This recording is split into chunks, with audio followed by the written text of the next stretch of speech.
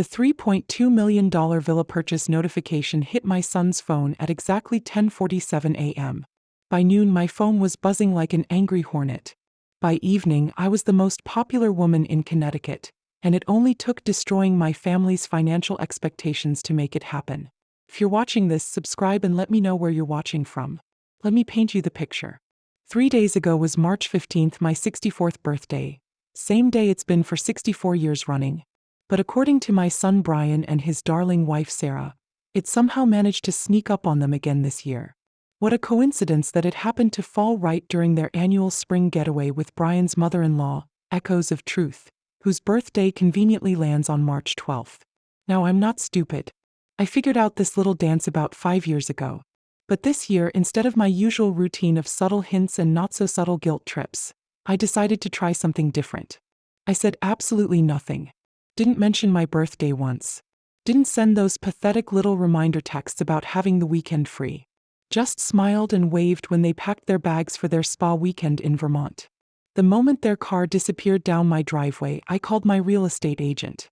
"Jennifer," I said, "find me the most beautiful waterfront property you can locate within 50 miles. Money is no object." He thought I was joking. 4 hours later, when we stood in the marble foyer of a stunning contemporary villa overlooking Long Island Sound, she realized I wasn't. The place had everything: floor-to-ceiling windows, a gourmet kitchen that probably cost more than most people's cars, a master suite with a fireplace, and a deck that made you feel like you were floating above the water. "It's $3.2 million, Mrs. Thompson," Jennifer said carefully, like she was delivering bad news. "I'll take it. Don't you want to think about it? Maybe discuss it with your family?" I almost laughed at that. When was the last time my family discussed anything with me? "Jennifer, I'm 64 years old and I've been thinking for most of them. Wire the funds tomorrow." That was Tuesday. By Wednesday afternoon, the deed was in my name. By Thursday morning, I was posting photos on every social media platform I could remember the passwords to. The living room with its sweeping ocean views. The kitchen island where I'd arranged a small celebration for one. The deck where I'd enjoyed my first solo birthday dinner in decades, complete with champagne and takeout from the most expensive restaurant in the area. The caption was simple: "Birthday celebrations at my new home. Sometimes the best gifts are the ones you give yourself." And that's when my phone started ringing. Brian was first, of course.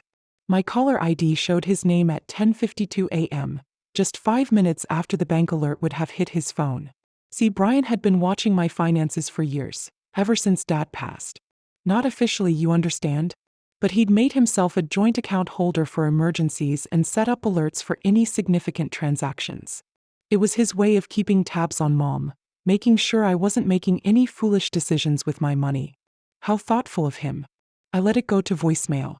The second call came from Sarah at 11:15. Then Echoes of Truth at 11:43. Then Brian again at 12:02, 12:18, and 12:35. By 2 p.m., I had 17 missed calls and text messages ranging from concern to confusion to barely controlled panic. My personal favorite came from Sarah. "Mom Thompson, we're worried about you. This isn't like you. Please call us back so we know you're okay." Isn't like me. Lady, you have no idea what I'm like. You've just been dealing with the version of me that bends over backward to accommodate everyone else's convenience. Today, you're meeting Margaret Thompson, property owner and woman of independent means. I spent the afternoon unpacking the few boxes I'd brought from my old house. Personal items, mostly photo albums, my grandmother's china, the quilt my mother made for my wedding. As I arranged my new life around me, I couldn't help but smile every time the phone rang. 23 missed calls by dinner time. The messages were getting increasingly desperate. But here's what they didn't know yet. What none of them had bothered to ask about in the 5 years since Dad died: Aunt Helen's inheritance. Sweet, unmarried Aunt Helen, who lived quietly in her Boston brownstone and collected vintage jewelry. The same Aunt Helen that Brian and Sarah had met exactly twice in all their years of marriage and couldn't be bothered to attend her funeral last September. Aunt Helen, who left her entire estate to her dear niece Margaret, the only family member who ever took the time to visit. $7.3 million to be exact. After taxes and fees, I walked away with enough money to do exactly what I wanted for the first time in my adult life. And what I wanted was to stop being invisible in my own family. I poured myself a glass of wine from my new wine fridge and sat on my new deck, watching the sun set over water that actually belonged to me now. The phone was still buzzing, but I'd turned off the sound. Tomorrow would bring conversations, explanations, and probably some very uncomfortable family dynamics. Tonight was mine. For 6 years, my birthday had been treated like a scheduling inconvenience. Not officially, you understand? There was always an excuse, always something that just happened to come up. And wasn't it just terrible timing that it had to conflict with my special day? Year one was understandable. Echoes of Truth had fallen and broken her hip just 3 days before my birthday. Brian and Sarah needed to rush to Vermont to help her get settled at home. Family emergency couldn't be avoided. We'd celebrate when they got back. Except we never did. By the time they returned, it was Easter preparations, then spring cleaning, then suddenly summer, and my birthday had simply been absorbed into the past. Year 2, Echoes of Truth had a cardiac episode that turned out to be anxiety and too much caffeine. But you don't know that when you get the panicked phone call, do you? Off they went to Vermont, leaving me with a grocery store cake and a promise to make it up to me soon. Years 3 and 4 followed the same pattern. Different emergencies, same timing, same result. Me sitting alone on March 15th, pretending it didn't hurt that my only child had once again chosen his mother-in-law's manufactured crisis over his own mother's birthday. But it was year 5 that opened my eyes to the truth. I'd driven to the grocery store that afternoon, feeling sorry for myself and planning another solo celebration when I saw them. Brian, Sarah, and Echoes of Truth laughing over lunch at the new bistro downtown. This was the day after my birthday, mind you. The same day I'd received a hasty text about Echoes of Truth being too unwell for visitors after her latest health scare. She looked remarkably healthy for someone who'd supposedly been bedridden with vertigo. Healthy enough to be raising a champagne toast. Anyway, I sat in my car in that parking lot for 20 minutes, watching my son celebrate someone else's mother, while his own had spent the previous day wondering if she'd done something wrong, something to deserve being forgotten year after year. That's when I understood this wasn't a series of unfortunate coincidences. This was a choice. Echoes of Truth had decided that the second week of March belonged to her. And my son had decided that keeping his wife happy was more important than keeping his mother from feeling like a stranger in her own family. So this year, when March rolled around and I started seeing the familiar signs, the carefully casual mentions of Echoes of Truth not feeling well and maybe we should plan something for later in the month, I made a choice too. I chose silence. Instead of my usual campaign of gentle reminders and hopeful suggestions, I said nothing. When Sarah mentioned they were thinking of visiting Echoes of Truth that weekend, I just smiled and said, "How nice for you." When Brian called to check if I had anything important planned for the 15th, I told him I was keeping my schedule flexible. They left Friday afternoon with guilty expressions and promises to call. I waved goodbye from my porch and immediately called Jennifer, my real estate agent. Now, sitting in my new villa with my feet up on furniture that had never seen the inside of a family gathering I wasn't invited to, I couldn't help but appreciate the irony. They'd trained me so well to be invisible that they'd forgotten to pay attention when I actually disappeared. My phone lit up with another call. Brian, for the 4th time this hour. This time I answered. "Hello, sweetheart," I said, my voice steady and pleasant. "Mom, thank God. Where are you? What's going on?" Jennifer from Coastal Realty called and said you bought a house, a $3.2 million house. I did indeed. It's lovely, Brian. Waterfront property just like I always wanted. There was silence on the other end. Then, "Mom, are you feeling all right? This is very unlike you. Unlike me." There was that phrase again, as if I was some predictable little mouse who couldn't possibly make a decision without committee approval. "I'm feeling wonderful, actually. The best I've felt in years. How's Echoes of Truth's birthday celebration going?" Another pause. "It's fine, but Mom, we need to talk about this house purchase. This is a major financial decision. You should have consulted with us first." "Should I? Why?" "Because you're not thinking clearly. You don't just buy a $3.2 million house on impulse." I walked to my new windows and looked out at the water.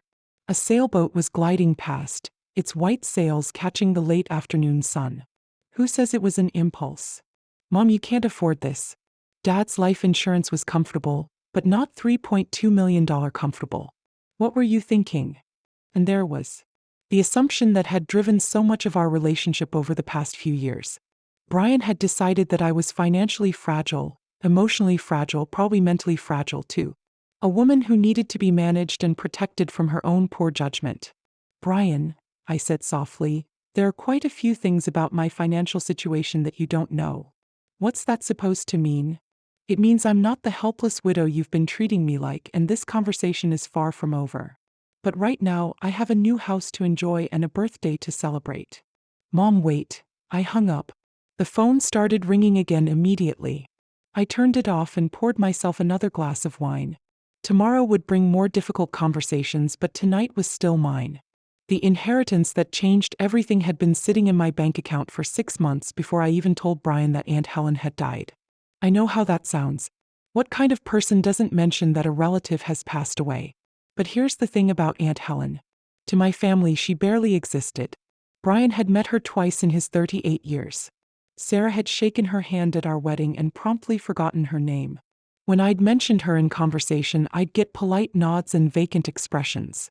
Helen was my father's sister, a woman who'd chosen career over marriage back when that was still considered scandalous.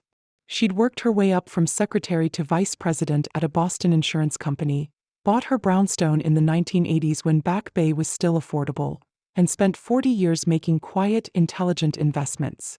I was the only family member who visited her regularly. Every other month, I'd drive to Boston and we'd spend the weekend together. We'd go to museums, try new restaurants, walk through the public garden. She'd tell me about her travels, her art collection, her complicated relationship with our father, who'd never quite forgiven her for refusing to settle down properly. Helen was sharp, funny, and completely unapologetic about living life on her own terms. Everything I'd been raised to think women shouldn't be. When she was diagnosed with pancreatic cancer last May, I was the one who sat with her through chemotherapy appointments, the one who helped her organize her affairs when it became clear the treatments weren't working, the one who held her hand when she died on a quiet Tuesday morning in September. Brian and Sarah sent flowers to the funeral. They were at a wine-tasting weekend in Napa and couldn't possibly change their plans. After the service, Helen's lawyer, Marcus Reed, asked me to stay behind. Helen left very specific instructions about her estate, he said, handing me a sealed envelope. She wanted you to read this privately. Inside was a letter in Helen's precise handwriting. Dearest Margaret, if you're reading this, I'm gone, and you're probably sitting in Marcus' office, trying not to cry in front of a stranger. Stop it. I lived exactly the life I wanted to live and I have no regrets. What you need to know is this. I've left you everything. The house, the investments, the art collection, all of it. Not because you're my only living relative, but because you're the only one who ever saw me as a person rather than an obligation or an embarrassment. I've been watching your family dynamics for years, and I need you to understand something. That son of yours loves you, but he's been programmed by that wife and her mother to see you as a burden to be managed rather than a woman to be respected. They've convinced him that you're fragile, that you need their protection, that you can't be trusted to make your own decisions. It's a subtle form of control, and I've seen it destroy too many women our age. They make you doubt your own judgment, then swoop in to help by taking over your life bit by bit. Don't let them do it to you, Margaret. You're stronger and smarter than they've allowed you to be. Use this inheritance to remember who you were before you became someone's mother, someone's wife, someone's responsibility. Live boldly. Make them remember that you're not just Brian's aging mother. You're Margaret Thompson, and you deserve better than being an afterthought in your own family. The numbers Marcus showed me afterward were staggering. Helen's brownstone was worth $1.8 million. Her investment portfolio had grown to $4.2 million. The art collection she'd assembled over decades was appraised at $1.3 million. After taxes and estate fees, I was inheriting just over $7.3 million. I sat in Marcus' office for an hour, staring at the paperwork and thinking about Helen's letter. She was right about Brian and Sarah. Over the past few years, they'd positioned themselves as my caretakers, making decisions about what was best for Mom without ever asking what I actually wanted. When Dad died, Brian had immediately insisted on becoming a joint account holder for emergencies. He'd convinced me to switch to a simpler cell phone plan because the smartphone was too confusing for someone my age. He'd taken over handling my investments because financial planning is complicated and stressful. Gradually, I'd stopped making decisions and started accepting their suggestions. It was easier than arguing, and I told myself they meant well. But Helen's inheritance changed everything. For the first time in decades, I had the financial power to make choices without anyone's approval. The question was, what did I want to do with it? I kept the inheritance secret for months, watching my family's behavior with new eyes. The condescending smiles when I mentioned wanting to travel. The way Sarah would exchange glances with Brian whenever I expressed an opinion about anything more significant than dinner plans. The assumption that I'd always be available to babysit, attend their events, and revolve my schedule around their convenience. And then came this March, with the familiar pattern of my birthday being sacrificed to echoes of truth's latest drama, and I knew exactly what I wanted to do. I wanted to stop being invisible. The villa purchase was just the beginning. A statement that Margaret Thompson was no longer accepting a supporting role in her own life. Brian's panicked phone calls and Sarah's worried texts were proof that the message had been received loud and clear, but they had no idea what else was coming. Helen's brownstone was still sitting in my portfolio, along with several investment properties I hadn't mentioned. The art collection was in storage, waiting for me to decide where to display it. And the remaining $4 million was earning interest while I planned the next phase of my newly independent life. My phone buzzed with yet another text from Brian. "Mom, we're coming home early. We need to talk about this house situation. Don't make any more major decisions until we get there." I smiled and typed back, "Take your time. I'm not going anywhere." But I didn't mention that I was meeting with a financial advisor tomorrow to discuss expanding my property portfolio, or that I'd made appointments with 3 different travel agents to plan the European tour I'd been dreaming about for years. Some surprises were worth waiting for. Brian arrived at my new villa at 7:30 a.m. Saturday morning, a full day and a half early from his Vermont getaway. He stood on my new front porch looking like a man who'd driven through the night, which, judging by his wrinkled clothes and bleary eyes, he probably had. "We need to talk," he said without preamble. "Good morning to you too, sweetheart. Come in. I'll make coffee." He followed me through the marble foyer into the kitchen, his eyes darting around like he was cataloging evidence of my mental breakdown. I busied myself with the coffee maker, a gleaming stainless steel machine that probably cost more than his monthly mortgage payment. "Mom, this is insane. You can't just buy a $3.2 million house without discussing it with anyone. What were you thinking?" I measured coffee grounds carefully, taking my time. "I was thinking that I'm a grown woman with my own money who wanted to buy a house. Would you like cream with your coffee? Don't be flippant. This is serious. Do you have any idea what kind of financial commitment you've made? The property taxes alone on this place will be astronomical. About $32,000 annually," I said calmly. "Already budgeted for." Brian stared at me.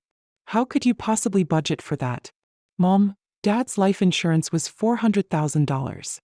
Even with your savings and Social Security, you don't have this kind of money." And there it was, the moment I'd been waiting for.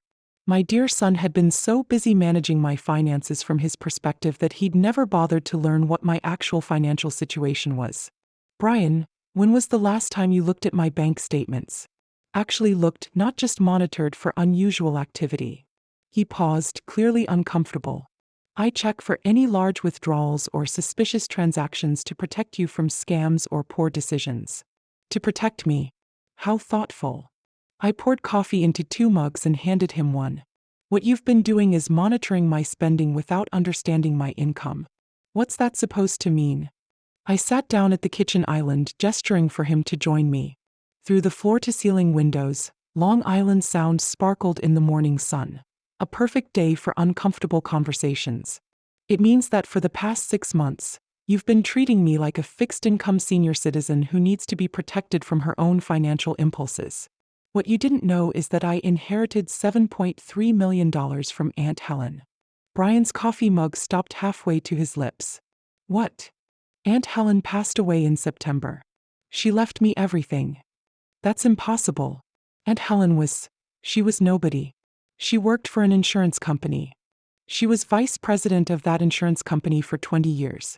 She also owned prime real estate in Boston and had a very impressive investment portfolio. But you wouldn't know that because you never bothered to get to know her." Brian set his mug down with shaking hands. $7 million and you didn't tell me. Should I have? You've spent the last 5 years convincing me that I'm not capable of making my own financial decisions. Why would I consult with someone who thinks I need supervision to buy groceries? That's not. I never said that. You didn't have to say it, Brian. You've been treating me like an incompetent child since your father died. Joint bank accounts so you can monitor my spending. Simplified phone plans because technology is too confusing for someone my age. Investment management because financial planning is too stressful for me. His face was flushing now, the way it used to when he was caught in a lie as a teenager. I was trying to help. Sarah said that seniors often make poor financial decisions. That's not fair. We've never tried to control your spending. I laughed, and it came out sharper than I intended. Brian, you monitoring my bank accounts and questioning every purchase over $500 is literally the definition of controlling my spending. We sat in silence for several minutes. Brian stared out at the water, processing this new information. I sipped my coffee and waited. After 38 years of being his mother, I knew when to push and when to let him work through things on his own. Finally he spoke. Why didn't you tell me about Aunt Helen? Because I wanted to see how you'd react to me making an independent decision. And your reaction has been exactly what I expected. Panic, anger, and the assumption that I'm not capable of managing my own life. I'm not angry, he said, though his voice suggested otherwise. I'm concerned. This house, it's not you, Mom. It's too big, too expensive, too flashy. Too flashy for what? For a widowed senior citizen who should be grateful for whatever attention her family deigns to give her. That's not what I meant. Isn't it? When was the last time you asked me what I wanted, Brian? What I was dreaming about or planning for my future? When did you last treat me like a person with my own desires instead of a responsibility to be managed? He was quiet for a long time. When he finally looked at me, there was something different in his expression. Not anger anymore, but something that might have been recognition. I thought I was protecting you. From what? From living my own life? From making mistakes? From being taken advantage of? From the world changing too fast around you? I reached across the island and covered his hand with mine. Sweetheart, I raised you, managed your father's business affairs for 30 years, and navigated my way through becoming a widow. I think I can handle buying a house. Brian nodded slowly. Where's Sarah? Doesn't she want to see this place? I smiled, but it wasn't entirely kind. Sarah is back in Vermont with Echoes of Truth, extending their stay. Apparently, my house purchase is exactly the kind of erratic behavior that Echoes of Truth warned her about. She thinks I might be having some sort of breakdown. Are you? If finally standing up for myself constitutes a breakdown, then yes, I suppose I am. The question is, are you going to support me, or are you going to keep treating me like a problem that needs solving? Brian looked around my new kitchen, taking in the expensive appliances, the marble countertops, the view that probably cost more per square foot than his entire house. This is really what you want. This is really what I want. He nodded slowly. Then I guess we need to figure out how to make this work. It wasn't the ringing endorsement I'd hoped for, but it was a start. And for the first time since he'd arrived, Brian looked like my son instead of a financial advisor delivering bad news. That afternoon, we sat on the deck talking about things we hadn't discussed in years. My dreams for retirement, his worries about his own future, the ways we'd both changed since his father died. It was the most honest conversation we'd had in months. But I knew the real test was still coming. Sarah and Echoes of Truth would be back soon, and they weren't going to accept this new version of me nearly as easily as Brian was starting to. By Sunday evening, my phone had become a war zone of family drama. Word of my villa purchase had spread through our extended family like wildfire, and everyone had opinions about what it meant, what I should do about it, and most importantly, what was wrong with me. My sister Linda called first. Maggie, I heard about your house. Are you having some kind of midlife crisis? I'm 64, Linda. If I'm having a midlife crisis, I plan to live to be 128. This isn't funny. Brian is worried sick. Sarah is beside herself, and Echoes of Truth thinks you might need some kind of intervention. Echoes of Truth thinks. Of course she does. Echoes of Truth had opinions about everything and everyone. And somehow her thoughts had become gospel truth to my daughter-in-law. What exactly does Echoes of Truth think I need an intervention for? Buying real estate with my own money?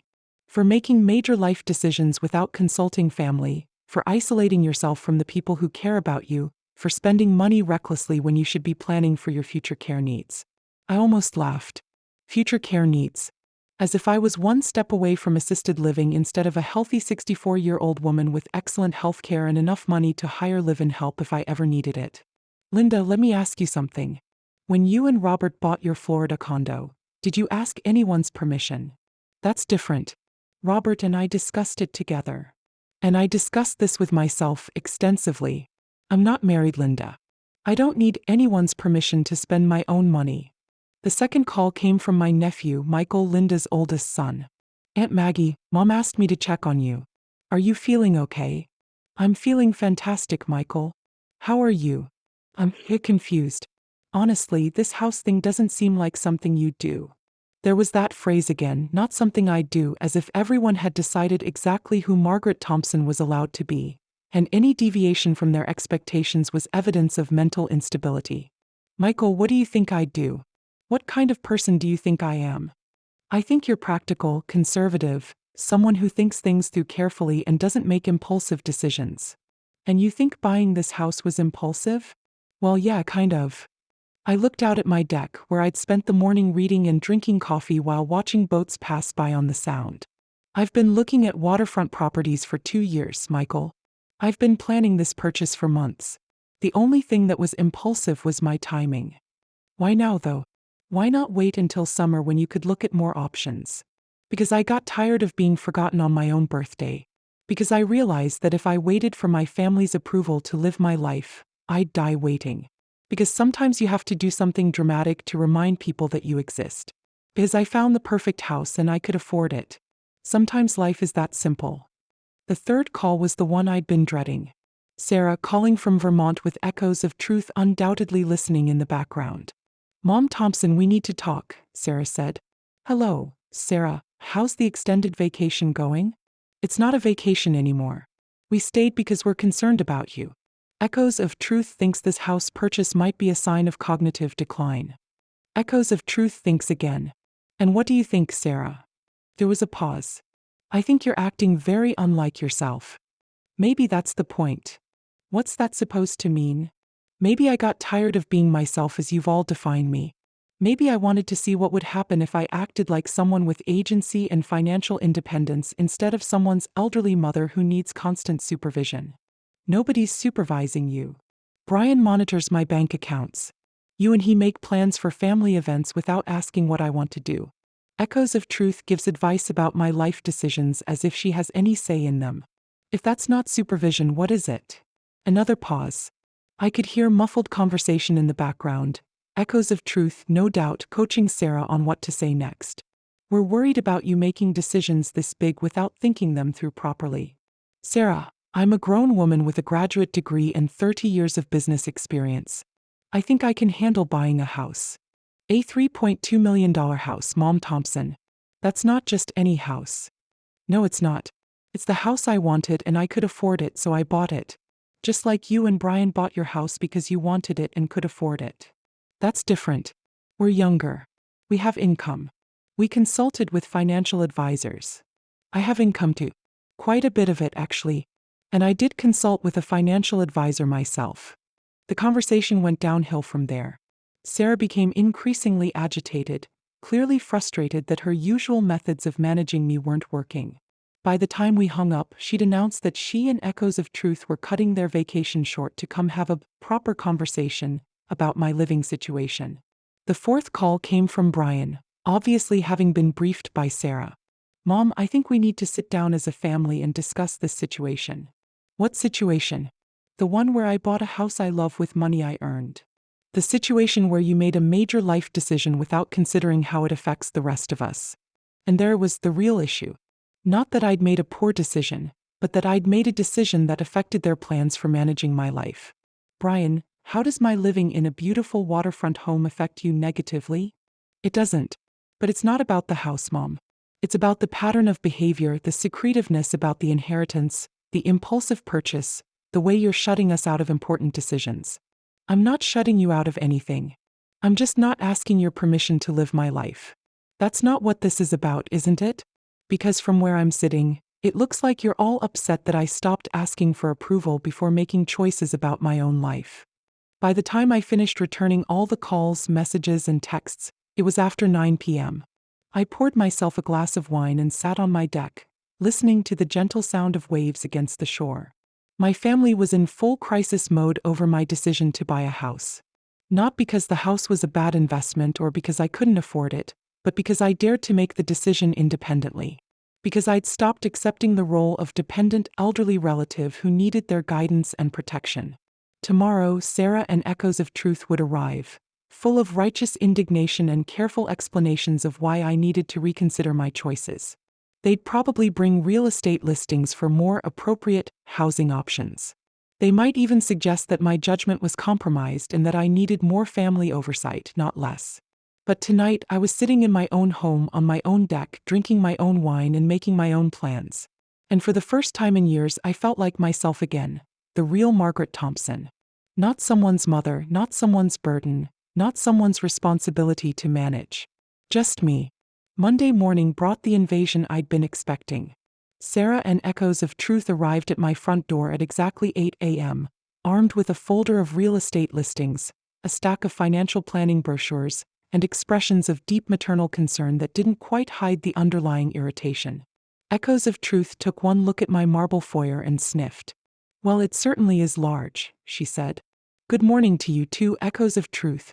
Sir, come in. I'll put on coffee." They followed me into the kitchen like a delegation from the Department of Poor Life Choices. Echoes of Truth's sharp eyes were already cataloging everything she'd use against me later. The expensive appliances, the imported tile, the view that probably cost more than she made in a year. "Margaret," Echoes of Truth began, settling herself at my kitchen island like she was conducting an intervention, "we need to discuss what's really going on here. What's going on is that I bought a house. Would you like cream in your coffee?" "Don't be glib," Echoes of Truth replied. She opened her folder and pulled out what looked like a carefully prepared presentation. "This purchase represents several concerning patterns of behavior that Sarah and I have been discussing." Sarah and I have been discussing. Of course they had. My daughter-in-law and her mother had been analyzing my mental state like I was a case study in geriatric psychology. What patterns would those be? Sarah jumped in, clearly rehearsed. Secretiveness about major financial changes, impulsive decision-making, social withdrawal from family activities. And now this purchase that frankly seems designed to prove something rather than meet any actual housing needs. Interesting theory. What exactly do you think I'm trying to prove? Echoes of Truth leaned forward, her voice taking on a tone she probably used with difficult insurance customers. That you don't need family input on major decisions. That you're still capable of managing complex financial transactions. That you're not ready for the kind of guided living situation that would be more appropriate for someone your age. Guided living situation? I almost choked on my coffee. Is that what we're calling assisted living now? "We're not talking about assisted living," Sarah said quickly. "We're talking about age-appropriate housing with built-in community support systems." Echoes of Truth looked at several options before we came here today. Echoes of Truth looked at several options without consulting me, of course, because clearly Echoes of Truth was now in charge of my housing decisions. How thoughtful of Echoes of Truth to research my living situation. I wasn't aware that was her responsibility. Echoes of Truth's smile grew tighter. "Margaret, I've been watching this family struggle with these decisions for months. Brian is worried sick about your judgment. Sarah is exhausted from trying to balance her own family responsibilities with concern for your welfare. Something needs to change." "You're absolutely right. Something does need to change." They both perked up, clearly thinking they'd made progress. "What needs to change is this assumption that I require management by committee. I'm 64 years old, not 94. I have an advanced degree, business experience, and more money than most people dream of. I don't need Echoes of Truth to research my housing options." Echoes of Truth's facade of maternal concern cracked slightly. "Someone needs to provide some perspective on these decisions. You're obviously not thinking clearly. Because I bought a house you wouldn't have chosen for me? Because you bought a house that costs more than most people make in a lifetime without discussing it with anyone who cares about you. I discussed it with the person whose opinion matters most. Me." Sarah tried a different approach, her voice softer now. "Mom Thompson, we're not trying to control you. We're trying to support you. But these recent changes, they're concerning. The secrecy about Aunt Helen's inheritance, this house purchase, the way you've been pulling away from family activities." "Pulling away from family activities?" "Sarah, When was the last time I was invited to a family activity that wasn't built around someone else's convenience? We invite you to everything. You invite me to events after you've planned them at times that work for your schedule with activities you've chosen. When was the last time anyone asked what I wanted to do or where I wanted to go? Neither of them answered. Let me save you some time with your research. Echoes of truth. I'm not moving into a senior community. I'm not accepting oversight of my financial decisions, and I'm not going to pretend that this conversation is about my welfare when it's really about your discomfort with my independence. Echoes of truth's pretense of concern finally dropped entirely. Your independence, Margaret? You're being selfish and irresponsible. You have family members who depend on you who have built their lives around certain expectations. What expectations? That you'll be a reasonable, reliable presence in their lives. That you'll make decisions that consider their needs and feelings. That you'll act like the mature adult they need you to be instead of some rebellious teenager buying sports cars and getting tattoos. I almost laughed at the image of me as a rebellious teenager. Echoes of truth. I bought a house with my own money. How exactly does that affect your needs and feelings? It affects our ability to plan for the future, to know that you're safely settled and not making impulsive decisions that could impact everyone. And there was the real issue. Not my safety or my welfare, but their need to control my choices so they could predict my role in their lives. I see. So this is about your comfort, not mine. Sarah jumped back in, sensing that Echoes of Truth had revealed too much. It's about family, Mom Thompson. Families make decisions together. They consider each other's feelings. They don't just disappear for weekends and come back having bought million-dollar properties. Sarah, when you and Brian bought your house, did you ask my opinion? That's different. How? Because you're our parent. We look to you for stability and consistency. And I've given you both of those things for your entire adult lives. But stability doesn't mean I never change. And consistency doesn't mean I never grow. I'm not a piece of furniture, Sarah. I'm a person with my own dreams and goals. We sat in uncomfortable silence for several minutes. Finally, Echoes of Truth gathered her brochures and stood up. Well, Margaret, I can see that you're determined to make this mistake. But when this house becomes too much to manage, when the isolation gets to you, when you realize that independence isn't the same thing as happiness, don't expect the family to just pick up the pieces. I wouldn't dream of it. Echoes of Truth. After they left, I sat in my beautiful kitchen, looking out at my beautiful view, thinking about Echoes of Truth's words. She was probably right that independence wasn't the same thing as happiness. But for the first time in years, I had the chance to find out what my version of happiness actually looked like. And that was worth more than all the family approval in the world. 2 weeks after Echoes of Truth's intervention attempt, I discovered something that changed everything I thought I knew about my family's financial situation.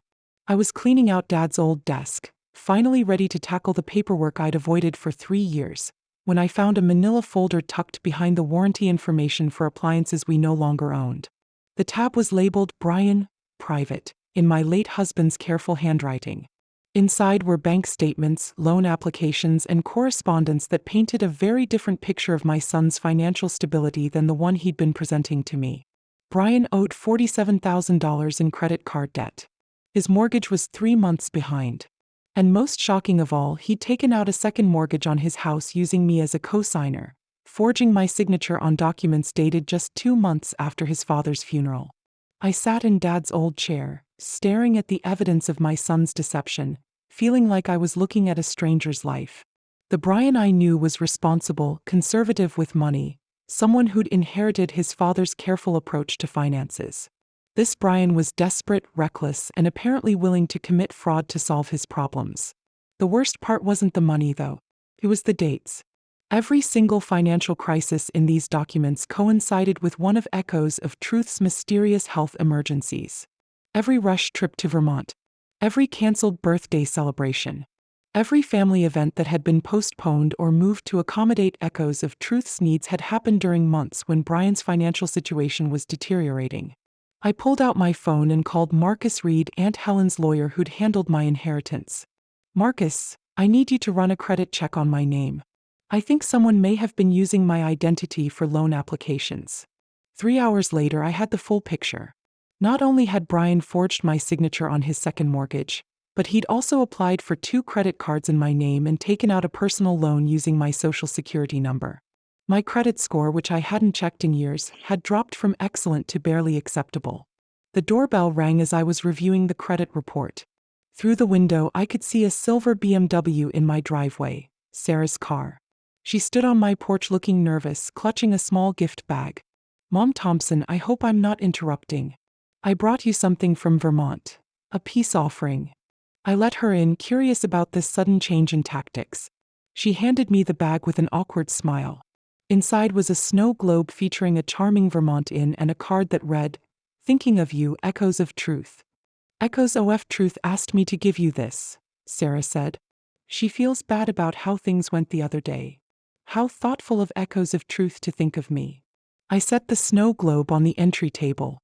"Would you like some coffee?" "Actually, I was hoping we could talk about the house situation but also about other things." We settled in the living room.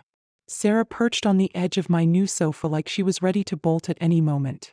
"Mom Thompson, I owe you an apology. Echoes of Truth and we may have overreacted about the house purchase." "May have overreacted?" "It's just that Brian has been so stressed lately. And when you bought this place without telling him, he kind of fell apart." "Stressed about what?"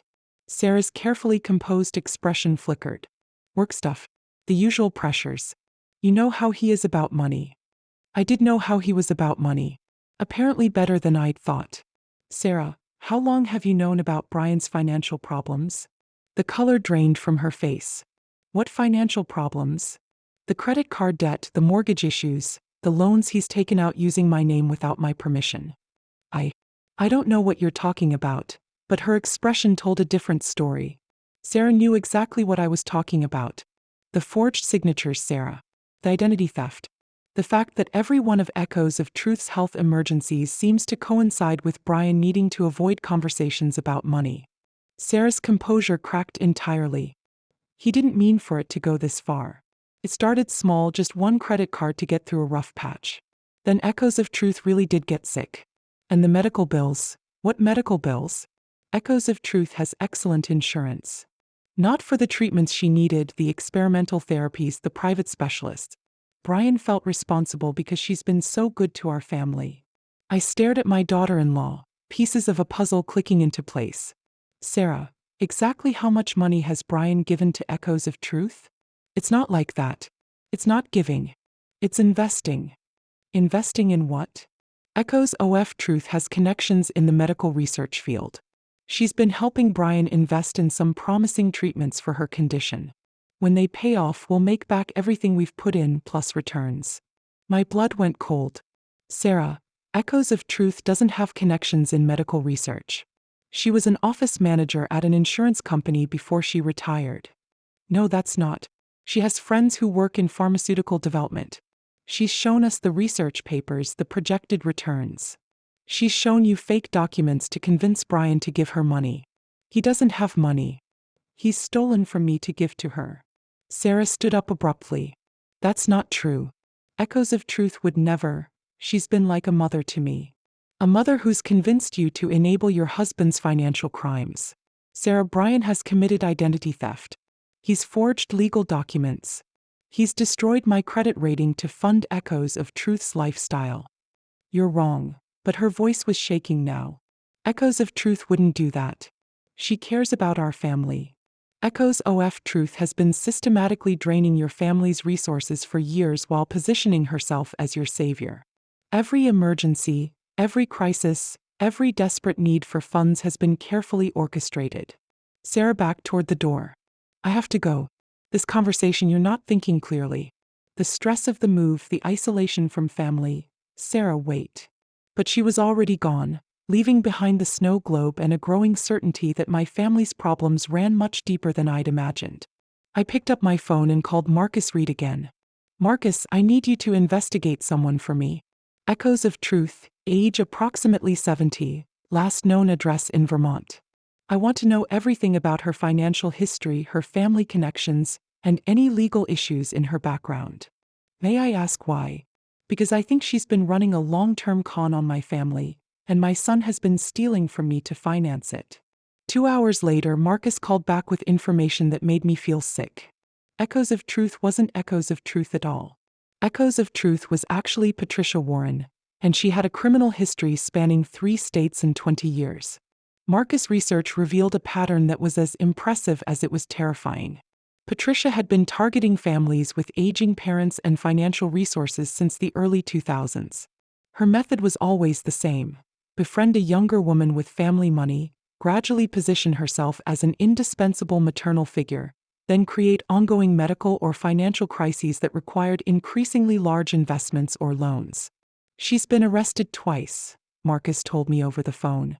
Once in Florida in 2018 for elder fraud, once in North Carolina in 2015 for insurance fraud. Both cases were dismissed due to insufficient evidence or plea agreements. What about her relationship with Sarah and Brian? How long has this been going on? Based on the financial records you gave me, the first loan your son took out was in September 2019.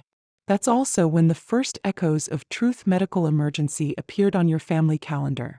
For years, Patricia had been systematically destroying my son's financial life for 4 years, and I'd been so busy feeling sorry for myself about forgotten birthdays that I'd missed it entirely. Marcus, I need to know how much total money Brian has given her.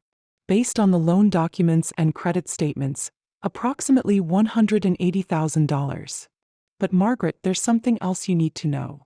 My heart sank. What? Patricia Warren isn't working alone. He has a partner. Someone who helps her identify and research target families. Someone with access to personal information and family dynamics. Who? I'm still working on that. But whoever it is, they've been feeding her detailed information about your family's financial situation, your personality, your relationship with Brian and Sarah. This wasn't a random targeting. This was carefully planned. After I hung up, I sat in my beautiful living room looking out at the water, trying to process what I'd learned. My son was a victim, not a villain. He'd been manipulated by a professional con artist who'd spent years positioning herself as a trusted family member. But that didn't excuse the identity theft, the forged documents, the lies. The real question was, who was helping Patricia access our family's private information? My phone rang. Brian's name appeared on the screen. Mom, I need to talk to you. Can you come over? It's important. What's wrong? I can't explain over the phone. Please, just come and don't bring anyone else. 20 minutes later, I stood in Brian and Sarah's living room, looking at my son's haggard face and wondering how I'd missed the signs of his distress. Mom, I need to tell you something and you're going to hate me for it. Try me. I've been taking money from your accounts, forging your signature on loan documents, using your credit without permission. I sat down heavily on their sofa. How much, Brian? Everything. The mortgage, the credit cards, the personal loans. About $180,000 total. Why? He collapsed into his chair, burying his face in his hands. Echoes of Truth needed help with her medical treatments, experimental therapies that her insurance wouldn't cover. She showed me the research, the projected outcomes. It was supposed to be temporary, just until her insurance appeals went through. Brian, Echoes of Truth isn't who she says she is. He looked up, confused. What do you mean? I told him everything Marcus had discovered. The fake identity, the criminal history, the pattern of targeting families like ours. Brian's face grew paler with each revelation. That's impossible. Echoes of Truth has been part of our family for years. She introduced me and Sarah. She's the one who encouraged Sarah to pursue her graduate degree. She's been at every birthday, every holiday. She introduced you and Sarah? At a conference for financial planners.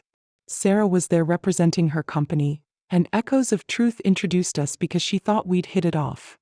The pieces clicked into place with sickening clarity. Brian, what kind of conference? Estate planning and senior financial services. Echoes of Truth said she was there as a consultant.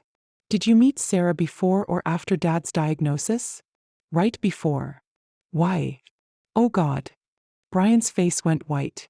You think Echoes of Truth targeted our family because of Dad's illness? I think Echoes of Truth researched our family thoroughly before she arranged for you to meet Sarah. She knew Dad was dying. Knew I'd be inheriting money. Knew you'd be in a position to access my finances after Dad passed. Brian stood up abruptly and walked to the window. Sarah doesn't know. He can't know. She genuinely cares about Echoes of Truth, trusts her completely. Or Sarah is working with her. No, Brian spun around. Mom, you can't think that. Sarah loves me. She loves our life together. Brian, how much does Sarah know about your financial situation? She knows we've been helping Echoes of Truth with medical expenses. She doesn't know about the loans, the forged documents, the identity theft. She doesn't know, or she's pretending not to know. We were interrupted by the sound of Sarah's car in the driveway. Brian looked panicked. Don't tell her we talked about this. Not yet. I need time to figure out how to explain everything. Brian, we don't have time. Echoes of Truth is running a sophisticated con operation, and Sarah might be part of it. She's not part of it. She can't be. The front door opened and Sarah walked in carrying shopping bags and wearing a bright smile that didn't reach her eyes. Mom Thompson, I didn't know you were coming over. How nice. She looked nervous. More nervous than someone should be about an unexpected visit from their mother-in-law. Hello, Sarah. Brian and I were just having a conversation about family finances. Oh. Her smile faltered slightly. Nothing serious, I hope. Actually, quite serious. We were discussing Echoes of Truth's medical expenses and how they've been impacting your budget. Sarah glanced at Brian, who was staring at her with an expression I couldn't quite read. Echoes of Truth has been going through a difficult time, Sarah said carefully. We're just trying to be supportive. Of course. It's wonderful that you've been able to help her with the experimental treatments. The treatments are showing real promise, Sarah said. Echoes of Truth says the doctors are very optimistic. Which doctors are those exactly? Another glance at Brian. I don't remember their names. Echoes of Truth handles all the medical appointments and the research facility where she's receiving treatment. It's in Boston, I think, or maybe Burlington. Echoes of Truth drives herself to most appointments. Every answer was vague, evasive, designed to end the conversation rather than provide information. I looked at my son, hoping he was finally seeing what I was seeing. Brian was staring at his wife like he'd never seen her before. That evening, I did something I hadn't done in years. I went through Sarah's social media accounts with the methodical attention of a private investigator. What I found made my blood run cold. Sarah's Instagram showed 5 years of happy family photos, but when I looked closely at the timeline, something was wrong. The earliest photos of her and Brian together were dated October 2019, but they claimed to have met at a conference in June 2019. Where were the photos from their early relationship? The casual dating pictures, the getting-to-know-you moments? Instead, their social media history began abruptly with photos that looked like they were already an established couple. Family dinners with Echoes of Truth prominently featured. Holiday celebrations where Echoes of Truth was clearly the center of attention. Wedding planning photos where Echoes of Truth was more involved than the actual mothers of the bride and groom. I scrolled through Echoes of Truth's Facebook page next. Her profile claimed she'd lived in Vermont her entire life, but her tagged locations told a different story. Photos from Florida, North Carolina, and Georgia, all within the past 10 years. Always with different families, always positioned as a beloved family friend or adopted grandmother. In one album labeled My Florida Family, Echoes of Truth was celebrating Christmas with a couple and their teenage daughter. She was wearing the same necklace she'd worn to Brian and Sarah's wedding. In another album from North Carolina, she was at a graduation party surrounded by young adults who called her Grandma Pat in the photo comments. The pattern was clear once you knew what to look for. Echoes of Truth inserted herself into families, became indispensable, then slowly drained their resources before moving on to the next victims. But Sarah's role in this was still unclear to me. Was she a victim like Brian, or was she Echoes of Truth's partner in crime? The answer came at 11:30 p.m. when my security system alerted me that someone was in my driveway. Through the window, I could see Sarah's car parked at the bottom of my drive with the engine running and the headlights off. She sat in the driver's seat for several minutes, clearly having a phone conversation. Then she got out and walked around the side of my house toward the deck. I watched from the darkness of my living room as she tried the sliding door that led from my deck into the kitchen. When it didn't open, she pulled out her phone and made another call. I couldn't hear the conversation, but her body language was agitated, frustrated. After 10 minutes, she returned to her car and drove away. The next morning, I called Marcus Reed. Marcus, I need you to run a background check on Sarah Mitchell. That was her maiden name before she married Brian. Any particular reason? I think she might be working with Patricia Warren. I need to know if Sarah is who she claims to be. The results came back within hours and they confirmed my worst fears. Sarah Mitchell had never worked for the financial services company she claimed to represent. The university degree she'd shown Brian was fake. Her employment history was fabricated. Even her age was a lie. She was actually 38, not 32 as she'd told Brian. Most damning of all, Sarah Mitchell had been living in North Carolina in 2015, in the same city where Patricia Warren had been arrested for insurance fraud. "Margaret," Marcus said when he called with the results, "I think your daughter-in-law is Patricia Warren's daughter." The room seemed to tilt. Her daughter. Patricia Warren has a daughter named Sarah Warren, born in 1985. The physical description matches your daughter-in-law perfectly. They've been working together for at least 8 years, possibly longer. I sat down hard on my kitchen stool, staring out at the water while my world rearranged itself around this new information. Brian hadn't been targeted randomly. He'd been hunted by 2 professional con artists who'd spent months or maybe years researching our family, identifying our vulnerabilities, and positioning themselves to maximize their access to our resources. The woman he'd fallen in love with, married, and built a life with was a stranger. Worse than a stranger. A predator who'd been systematically destroying his financial future while pretending to love him. My phone rang. Brian's name on the screen. "Mom, something's wrong. Sarah left early this morning and hasn't come back. She's not answering her phone. I found some papers in her dresser drawer and I think I need to show them to you." "What kind of papers?" "Bank account statements for accounts I didn't know existed. Credit reports with my name on them for debts I never authorized. And photos, Mom. Photos of our house, our cars, documents from Dad's estate. It looks like she's been documenting everything." "Brian, don't touch anything else. Don't move those papers. Don't call Sarah. Don't do anything until I get there." "Mom, what's happening? What's going on?" "I'll explain everything when I see you. But Brian, you need to prepare yourself. Sarah isn't who you think she is." When I arrived at Brian's house, he met me at the door looking like he'd aged 10 years overnight. In his hand was a manila folder filled with evidence that Sarah had been systematically documenting our family's assets, habits, and vulnerabilities for years. Bank statements showing regular transfers to accounts in Echoes of Truth's name.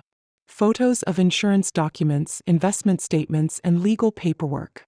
Even pictures of me at family gatherings, annotated with notes about my personality, my relationship with Brian, and my potential access to family resources. But the most chilling item was a handwritten letter in Sarah's neat cursive. "Mom, the Thompson situation is working better than we planned.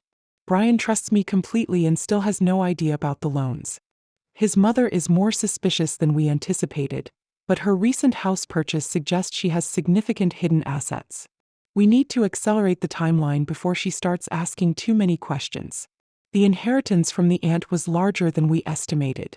If we can get access to those funds, this will be our biggest score yet." Brian read the letter with shaking hands. When he finished, he looked at me with eyes full of betrayal and pain.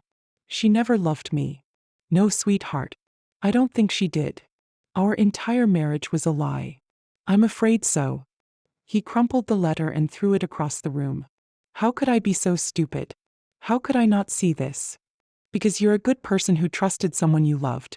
That's not stupid, Brian. That's human. What do we do now? How we fight back?"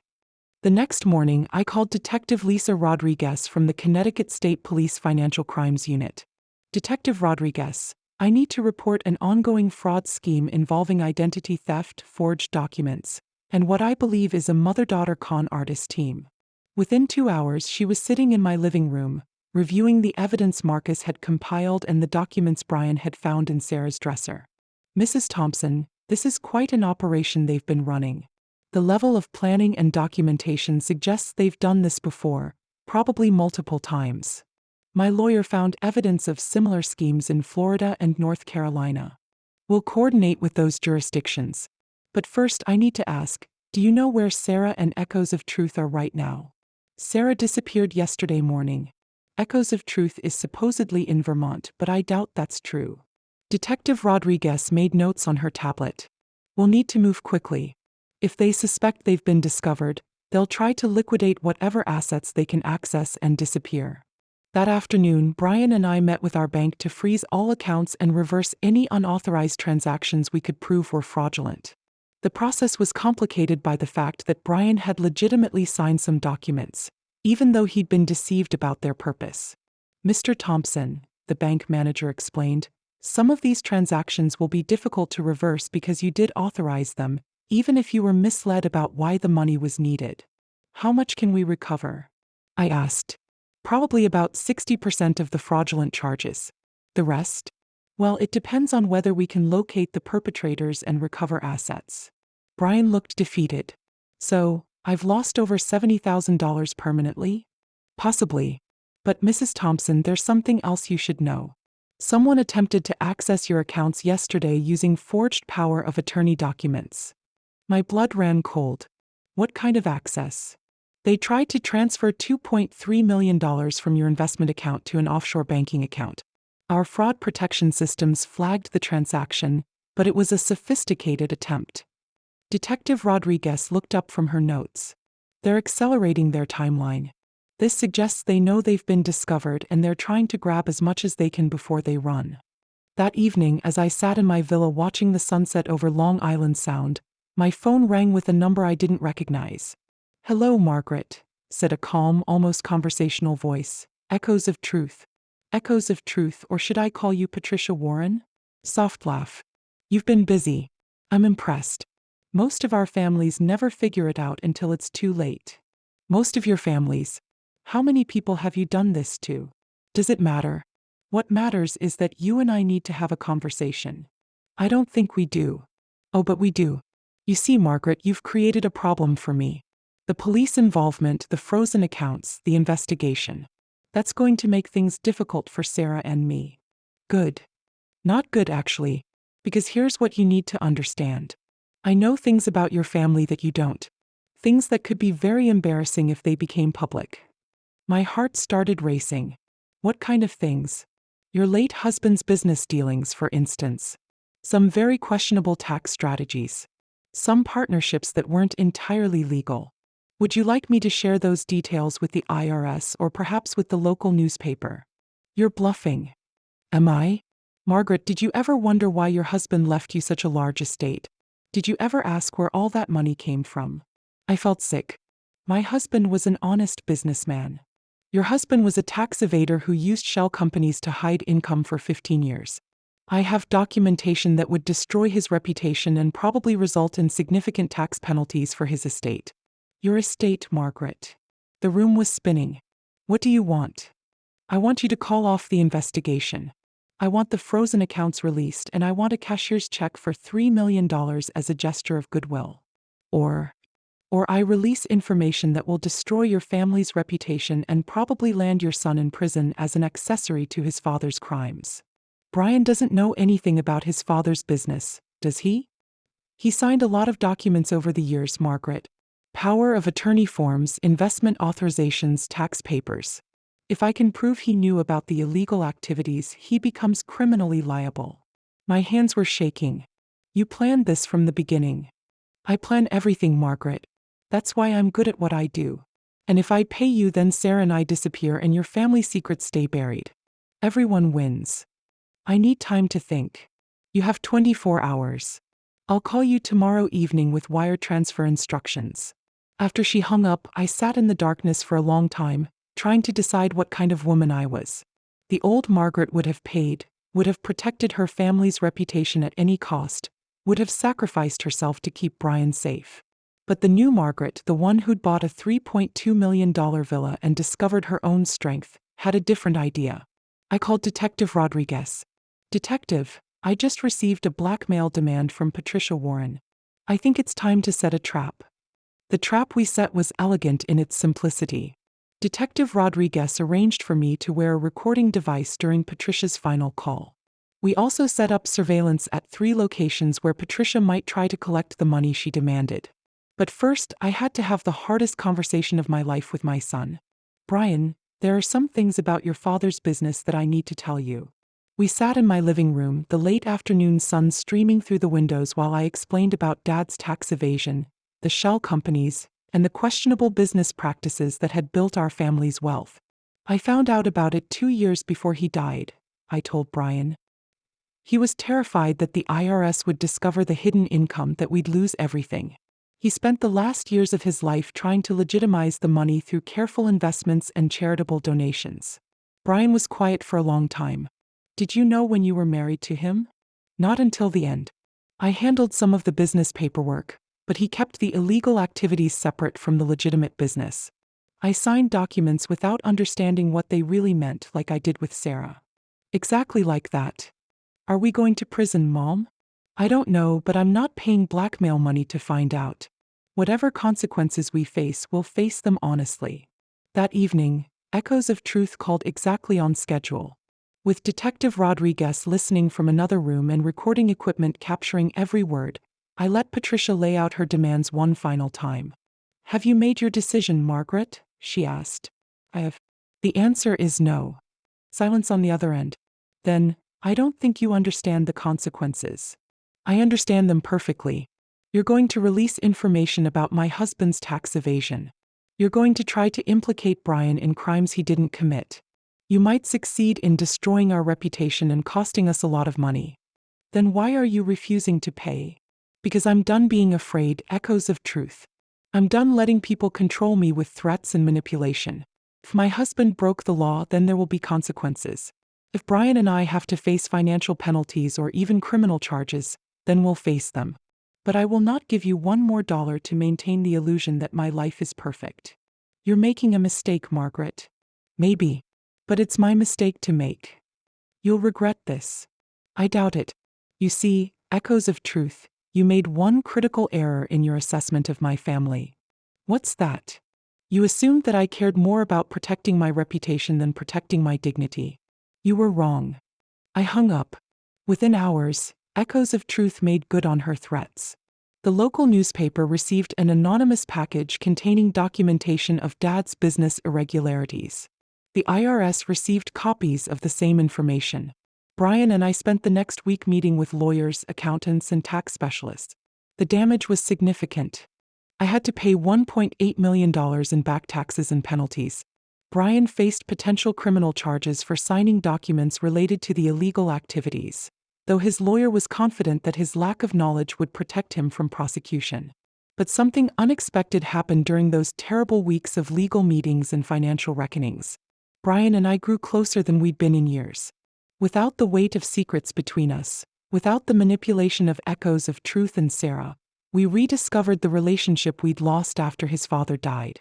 I'm sorry, Mom, he said one evening as we sat on my deck watching the sunset. For everything, the identity theft, the lies, the way I treated you like you couldn't handle your own affairs. I'm sorry, too, for keeping secrets about your father's business, for letting you struggle with Sarah's manipulation without realizing what was happening. Do you think we'll get through this? I know we will. We might be poorer and certainly wiser, but we'll get through it. 3 months later, Detective Rodriguez called with news about Echoes of Truth and Sarah. We found them in Mexico, she said. They'd been running the same con on a wealthy family in Guadalajara. The Mexican authorities arrested them, and they'll be extradited to face charges here. What kind of charges? Wire fraud, identity theft, extortion, conspiracy. If convicted, they're looking at significant prison time. And the money? We recovered about $400,000 in various accounts. It's not everything, but it's something. Brian got his life back slowly. The divorce was finalized without contest since Sarah couldn't appear in court while fighting extradition. He sold the house that held too many painful memories and bought a smaller place closer to my villa. I kept the waterfront property not because I needed all that space, but because it represented something important. The moment I stopped apologizing for taking up room in my own life.